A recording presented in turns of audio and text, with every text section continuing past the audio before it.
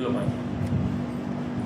Sir एक प्रश्न अजून है, झरी तालुक्यामध्ये जे धर्म परिवर्तनचा जे विषय चालता है आदिवासीच्या विरोधात, सर इसके लिए भी आपने कभी आवाज नहीं उठाया? काय का धर्म परिवर्तन क्या वरावा ते म्हणजे आदिवासी लोकांना ख्रिश्चनमध्ये कन्वर्टसाठी त्यांना घालत देतात. बाबासाहेब चांगला विषय आहे तुमचा.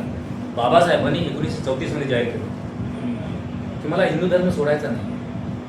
मला वागणूक कशी पाहिजे? सन्मानाची. डिग्निटी नावाचा विषय प्रिएम्बलमध्ये आला की नाही? With the people of India आहे की नाही? डिग्निटी विषय आहे ना. प्रतिष्ठा नावाचा विषय. तुम्ही सन्मानाने वाग जगाने जगू द्या तत्व आहे तुमचं. बाबासाहेबांनी 1934 साली म्हणून की मला धर्म सोडायचाच नाही, माझा हिंदू समाज हा सक्षम झाला पाहिजे, त्यांची भूमिका होती. पण तरीही त्यांचा वारंवार अपमान झाला नव्हे. ते जर आपल्या दारात आले ना आदिवासींच्या, ते लोक सडा टाकून काय करायचे? धुवून काढायचे. आणि म्हणून आपण सेक्युलर स्टेट आहे, माझं धर्मनिरपेक्ष आहे.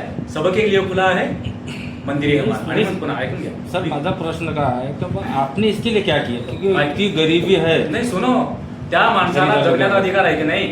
त्यांनी गरिबीत जगाव का? गरिबीत जगाव का? त्याला जो धर्म चांगला वाटतो तो जाईल. तुम्ही हिंदू धर्मात येता का उद्या?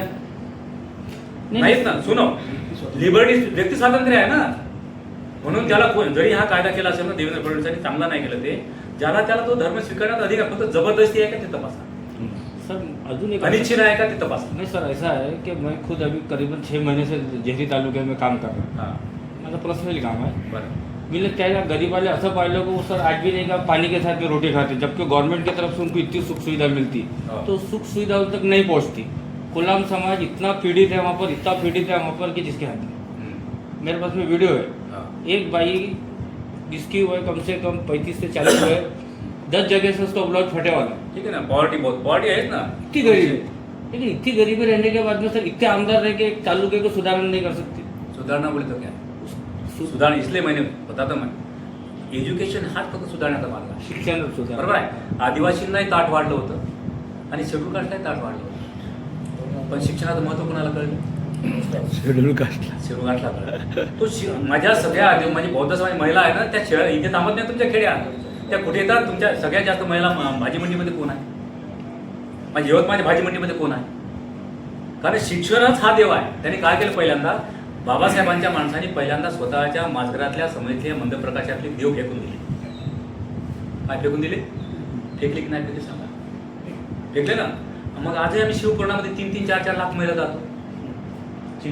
हा भावनिक विषय आहे. पण ज्याचा त्याच्या त्यांनी स्वीकारावा. पण बाबासाहेब हे ठरवलं आहे, धर्म स्वीकारताना ते ठरवलं की देव धर्म मी मानणार नाही, गरिबीचं मी समर्थन करणार नाही, आणि चमत्कार वगैरे मला बिलकुल मान्य नाही. माझा विचार, माझ्या धर्माचा विचार विज्ञानाच्या कसोटीवर टिकत असेल तोच मी धर्म स्वीकारेन. पण माझे आदिवासी बांधव सगळ्यात जास्त देव कोणाच्या अंगात देतो? दिडींना ते कोणाच्या अंगात देतो? पण ते चटकन बदलता येत नाही ना. हे काय त्या भावनिक नातं आहे त्याचं. माझं काय म्हणणं, त्यांनी अजूनही देव नाचवावा हरकत नाही, पण जगातला नंबर 1 देव कोण आहे? एज्युकेशन आहे. म्हणून एज्युकेशन हे सक्तीनं दिलं पाहिजे. म्हणून एक प्लॅनिंग केलं होतं, तुम्हाला माहीत नसेल, मी मंत्री असताना त्या देशपांडे नावाची मॅडम होत्या. म्हटलं ताई, ज्या घरामध्ये पोरगा 3 वर्षाचा झाला की त्याला अत्यंत ब्युटिफुल बेस्ट शाळा तिने द्यायची, आणि बापाच्या सोबत 12वी पर्यंत नाही सोडवा.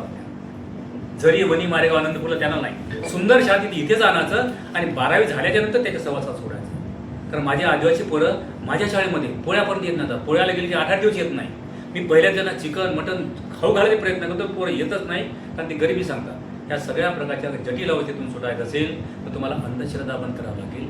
तुमची पॉवर्टी दूर करायची असेल तर तुम्हाला इंडस्ट्रियल एरिया वाढवा लागेल. माझ्या फक्त मीच एक राज्यकर्ता नाही, माझी पंचायत समिती आहे, जिल्हा परिषद आहे, माझा आमदारकी आहे, खासदारकी आहे, आणि इरिगेशनल पोटेन्शियल आहे, ॲग्रिकल्चर. माझ्या योजना खूप चांगल्या आहे. पण आम्हाला मोटर कोणती म्हणते? सडकी. ते किर्लोस्करची नाही मिळत. कोणती? लक्ष्मीचा एक मॅनेजिंग डायरेक्टर वसंत फुडक्या मागे 10 दिवस फिरला. म्हटलं मी आदिवासीला विकणार नाही, मला कमिशनचा विषय नाही. दादा 150 करोडची मी फुलं बांधली, कोणाची 4 टाकेदार नाही राहिले. पैसा राजकारण पाहिजे. माझी विनंती आहे ही माझ्या आदिवासी बांधवांना, लाख काय करा बाबा, पण तुम्ही देवधर्म पूजा आता सोडता येत नाही. कारण खडूचा तुकडे हा काही समजपर्यंत होत नाही. म्हणून आपण तो स्वतः आपण इस्लाम धर्माचे लोक आहोत. तरी पण आता गालिब काय म्हणाला? साकी मुझे शराब पीने दे, मस्जिद में बैठ. बता दे अल्लाह कहाँ पर. नहीं तो वरना वो जगह बताता है जहाँ खुदा नहीं. हाँ, we are the people, we are the part of the god. देव आहे ऐसे वदवावे वाणी, नाही ऐसे मनी अनुभवावे. देव आहे तो श्रद्धेचा विषय. कारण भक्तीच्या भावनेतून तो देव जन्माला आला. हे भीती बाळगा, पण शिक्षणावर प्रीती करा, हा माझा सल्ला आहे. मग त्या मुली भांडत नाही. शिक्षित मुलगी भांडू शकते का नाही? पण शिक्षित लोकांना मारणं सुरू आहे, जे बहुमतात त्यांना तुरुंगात टाकणं सुरू आहे. हे बंद केलं. सर, आज 13 ऑगस्ट आहे. हो. उद्याचा दिवस जर सोडला हम्म. तर 15 ऑगस्ट आहे. हो ना.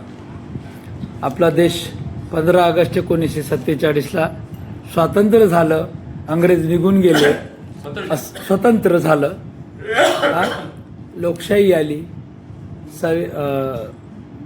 म्हणजे संविधान आलं, बोला. भरपूर काही गोष्टी झाल्या. तर आज 2026 चालू आहे. हो. जगातला सर्वात मोठा महामारीचा काळ कोरोना. हो. अनेक महिने बोला ना, बोला. रोडवर एकही माणूस दिसत नव्हता. तर खरंच आपला भारत देश आज स्वतंत्र होऊन आहे का? देश स्वतंत्रच आहे. तुमची मानसिकता स्वातंत्र्याची असली पाहिजे.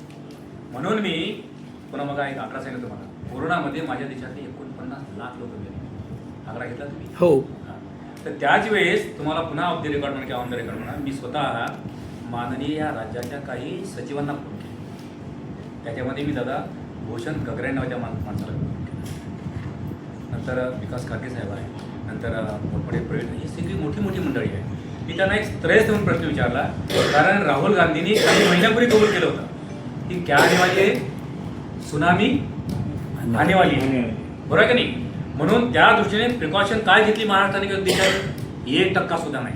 कारण त्याच वेळेस मध्य प्रदेश सरकार ताब्यात घ्यायचं होतं. आणि पुन्हा दुसरा कोणता मेळावा होता? कुंभमेळावा. तिथे करोडो लोक गेले, पण आपण सायंटिफिक आपण कुठली प्रोव्हिजन नाही केली. ही महामारी आहे ना, महामारीच्या काळात लोक मरणार हे बरोबर माने, पण प्रिकॉशन तर घेतली पाहिजे, दखल तर घेतली पाहिजे. पोरगी मरू शकते, मुलगा मरू शकतो, पण त्याला वाचवण्यासाठी जे जे प्रयत्न करणं गरजेचं आहे ते मात्र व्हायला पाहिजे. या देशामध्ये आता 350 सार्वजनिक उपक्रम कोणी काँग्रेसने केले. म्हणजे याला हे सगळे मोठमोठे उपक्रम ते काँग्रेसने, पण आता ती विकल्या गेली. 4547 बिगेस्ट इरिगेशन प्रोजेक्ट कोणी निर्माण केले? आपण IIT आहे, एम्स आहे, सगळ्या प्रकारच्या इन्फ्रास्ट्रक्चर आपण डेव्हलप केलेलं आहे.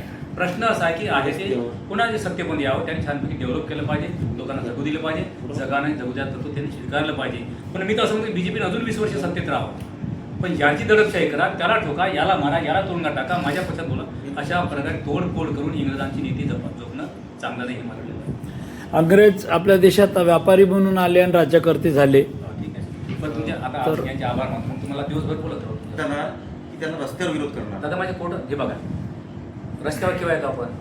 माझा असा सांगतो ना, माझा असा समज आहे की तुम्ही विवेकी आहात, तुम्ही बुद्धिवान आहात, पण जेव्हा विवेकाने लढा हा यशस्वी होत नाही, तेव्हा रस्त्यावर आल्याशिवाय पर्याय नाही. आमचं प्लॅनिंगच ते केलं आहे. माऊलीचा जो प्रश्न आहे तो राज्यस्तरीय प्रश्न आहे.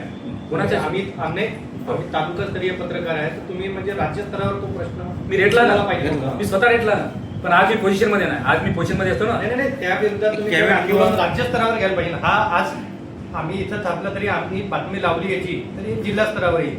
हा मुद्दा राज्यस्तरीय आहे. हाच विषय मी अशोकराव विखे, राजू तोडसाम या दोघांनी समजून सांगितलं ना. आता तुम्ही सभागृहात लावून धरा, पुन्हा निवडून येऊ का नाही, राजू तोडसामला विचारा तुम्ही.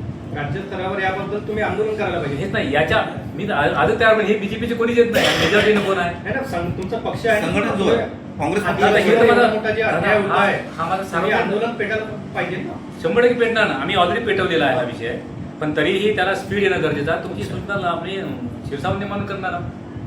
पण पोझिशन मध्ये जे लोक आहे ना, तो एकटा जरी आमदार असला तर मुख्यमंत्र्याला तो हैराण करू शकतो. पुन्हा उदाहरण सांगतो, 95 मध्ये मी विरोधामध्ये होतो. 1995 मध्ये विरोधात असताना कुमुद बन्सल नावाच्या मॅडम एज्युकेशन सेक्रेटरी होत्या. त्यांनी असा शासन निर्णय काढला होता की ज्या संस्थेमध्ये 10च पदं आहे तिथे SC ST VJT OBCचा माणूस घेणार नाही. तिथे मनोहर जोशी साहेब मुख्यमंत्री होते. जेव्हा TSCच्या मीटिंगमध्ये हा प्रश्न उपस्थित केला, म्हटलं मॅडम साहेब, जोशी साहेब म्हटलं, ज्या संस्थेमध्ये 10च पदं आहे तिथे SC ST लागणारच नाही, नंतर कसं लागेल म्हटलं आमचा माणूस. पण सगळ्या संस्थांमध्ये 10च पदं भरतील, कारण SC ST घ्यायची गरज नाही. तर असा GR आहे म्हटलं. हो मग विचारलं त्यांनी बन्सल मॅडम, काय बोली, हा GR आहे, तो माझ्या सांगण्यात तो GR रद्द झाला.